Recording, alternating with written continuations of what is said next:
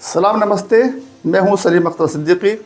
बटेंगे तो कटेंगे जैसा नारा देने वाले योगी आदित्यनाथ ने आरोप लगाया है कि कांग्रेस अध्यक्ष मल्लिकार्जुन खड़गे तुष्टीकरण की वजह से अपनी मां और बहन को जिंदा जलाने वालों का नाम नहीं लेते।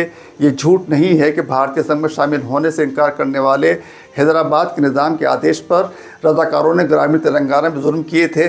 इसी का शिकार हैदराबाद कर्नाटक के भालकी तालुका का गाँव बारावटी भी हुआ था। ये मल्लिकार्जुन खड़गे का गांव था जो तब 6 साल के थे।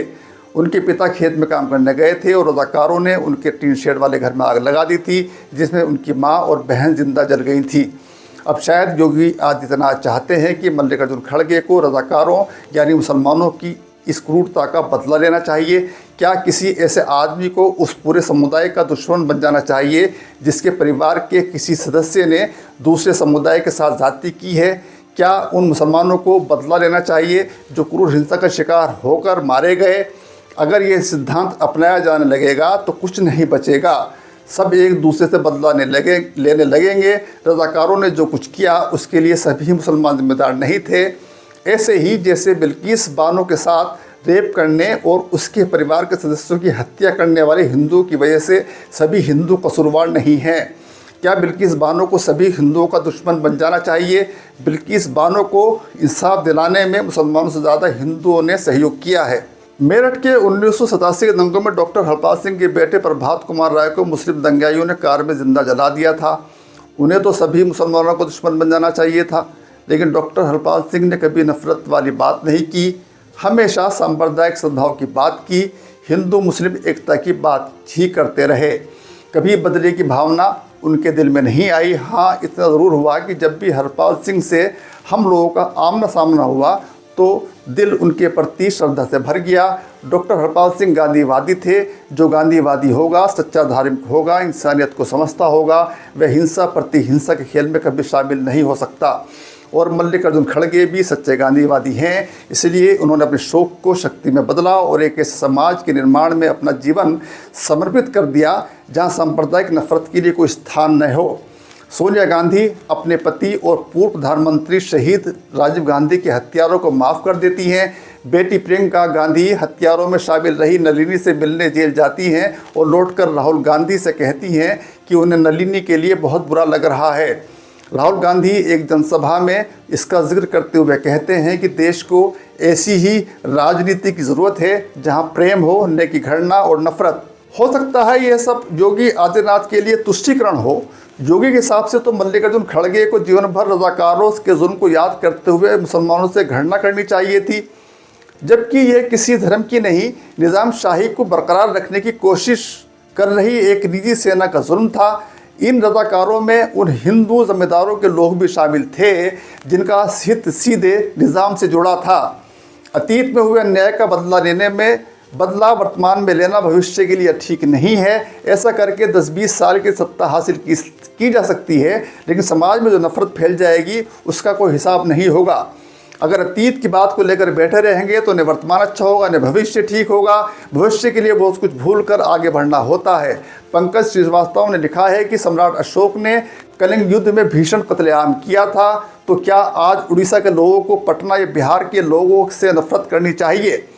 दक्षिण भारत में चोल और चालुक्य शासकों में 100 साल से ज़्यादा युद्ध चला जिसमें लाखों लोग मारे गए। क्या इस दुश्मनी को याद रखने की ज़रूरत है या कोई इसकी वजह हो सकती है?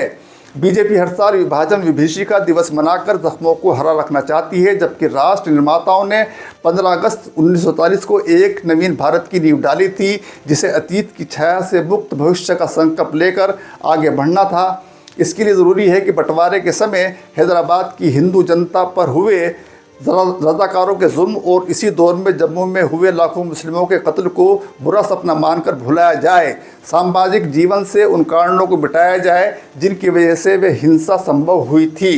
बटेंगे तो कटेंगे पर न सिर्फ एनडीए बल्कि भाजपा भी बढ़ती नजर आ रही है। अजित पवार वाले एनसीपी के मुखिया अजित पवार ने कहा कि बटेंगे तो कटेंगे महाराष्ट्र में नहीं चलेगा। महाराष्ट्र की भाजपा नेत्री पंकजा मुंडे ने भी बटेंगे तो कटेंगे से असहमति जताई है। अजित पवार ने कहा कि महाराष्ट्र की राजनीतिक संस्कृति छत्रपति शिवाजी महाराज, राजश्री शाहू महाराज और महात्मा फूले जैसी शख्सियतों से बनी है जो एकता और सामाजिक सद्भाव के लिए खड़े थे। आप महाराष्ट्र की तुलना दूसरे राज्यों से नहीं कर सकते। महाराष्ट्र के लोगों को ये पसंद नहीं है, ये कहना अजित पवार की मजबूरी हो सकती है, क्योंकि उन्हें मुस्लिम वोटों के छिटकने का डर रहा होगा शायद। लेकिन पंकज मुंडे तो भाजपा ही हैं, उन्होंने क्यों बटेंगे तो कटेंगे से असहमति जताई। पंकजा मुंडे ने कहा कि महाराष्ट्र को बटेंगे तो कटेंगे जैसे नारे की ज़रूरत नहीं है। वो केवल इसलिए इसका समर्थन नहीं कर सकती क्योंकि वह भी उसी पार्टी से हैं। महाराष्ट्र के उप मुख्यमंत्री देवेंद्र फडणवीस ने अजित पवार के बयान से असहमति जताई है। उन्होंने कहा कि अजित दादा ऐसे विचारों में रहे हैं जिन विचारों में सेकुलरिज्म नाम का विचार है, जो मैं ऐसा मानता हूं कि हिंदू विरोधी है। उनमें असली सेकुलरिज्म नहीं है जो खुद को सेकुलर होने का दावा करते हैं।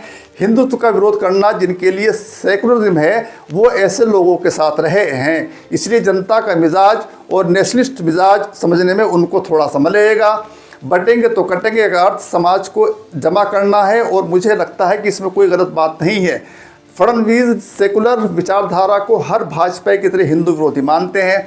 तो क्या जो भी नेता कांग्रेस, सपा, राजद जैसे सेकुलर दलों से भाजपा में गए हैं वे सब अब हिंदू हितैषी हो गए हैं? उनके अंदर के सेकुलर वाले कीटाणु खत्म हो गए? अगर सेकुलर होना हिंदू विरोधी होना है तो क्या कम्युनल होना, हिंदुत्ववादी होना मुस्लिम विरोधी नहीं हो सकता? महाराष्ट्र विधानसभा चुनाव के लिए वोटिंग होने से पहले महाराष्ट्र की सियासत गर्मा गई है। अजित पवार ने खुलासा किया था कि महाराष्ट्र में 2019 में देवेंद्र फडणवीस को मुख्यमंत्री और उन्हें उप मुख्यमंत्री बनाने के लिए अमित शाह और शरद पवार की मुलाकात दिल्ली में एक कारोबारी के घर अडानी की मौजूदगी में हुई थी। बवाल हुआ तो बीजेपी को बैकफुट पर आना पड़ा और अजित पवार अपने बयान से पलट गए। सवाल ये है कि अगर अजित पवार का दावा सही है तो एक राजनीतिक बैठक में गौतम अडानी क्या कर रहे थे? माना जाता है कि अडानी की प्रधानमंत्री से नज़दीकियां हैं, लेकिन क्या इतनी नज़दीकियां हैं कि अडानी सरकार गिराने और बनाने संबंधी बैठकों में हिस्सा लेंगे? हालांकि महाराष्ट्र के उप मुख्यमंत्री देवेंद्र ने कहा है कि नवंबर 2019 में नई दिल्ली में बीजेपी एनसीपी की बैठक हुई थी। इस बैठक में कारोबारी गौतम अडानी मौजूद नहीं थे, लेकिन शरद पवार मौजूद थे। मेरे अलावा बैठक में गृह मंत्री अमित शाह, शरद पवार, प्रफुल्ल पटेल और अजित पवार शामिल थे। सवाल ये भी है कि शरद पवार उस बैठक में क्यों थे? क्या शरद पवार महाविकास अघाड़ी को धोखा दे रहे हैं? यह भी कह सकते हैं कि शरद पवार किसी रणनीति के तहत भाजपा की सरकार बनवा रहे थे। आखिर वो रणनीति क्या थी? बैठक में जिस सरकार बनाने पर चर्चा हुई थी वह मात्र 83 घंटे चली। क्या ये इसलिए हुआ था क्योंकि शरद पवार पीछे हट गए थे? राजनीति में पर्दे के पीछे क्या क्या होता है, अजित पवार का खुलासा यह बताता है। सवाल ये भी है कि जब महाराष्ट्र चुनाव में महज 5 दिन रह गए हैं तो अजित पवार को यह सनसनीखेज खुलासा करने की ज़रूरत क्यों पड़ी? क्या महायुति में सब कुछ ठीक नहीं चल रहा है? अजित पवार यूपी के मुख्यमंत्री योगी आदित्यनाथ के बटेंगे तो कटेंगे वाले बयान से भी किनारा कर चुके हैं। इससे भी आभास होता है कि महायुति में कुछ ऐसा चल रहा है जो जल्दी ही सामने आ सकता है। बहरहाल अजित पवार के खुलासे से ये तो पता चलता है कि राजनीति में जो दिखता है वह होता नहीं है, जो नहीं दिखता वह हो जाता है। जाहिर है अजित पवार के खुलासे से बवाल होना ही था। कांग्रेस अडानी को लेकर भाजपा पर हमलावर है। अब सवाल ये है कि अजित पवार के खुलासे का महाराष्ट्र विधानसभा चुनाव पर क्या फ़र्क पड़ेगा? कुछ फ़र्क पड़ेगा या नहीं पड़ेगा? आखिर अजित पवार ने जो खुलासा किया और जो बात सामने आई कि सरकार बनाने में शरद पवार भी शामिल थे, तो इसके पीछे क्या रणनीति थी? क्या शरद पवार दोहरी चाल चल रहे हैं? क्या चुनाव के बाद कुछ और बड़ा खेला होगा? ये आने वाला समय बताएगा। सलाम, नमस्ते। मैं हूं सलीम अख्तर सिद्दीकी।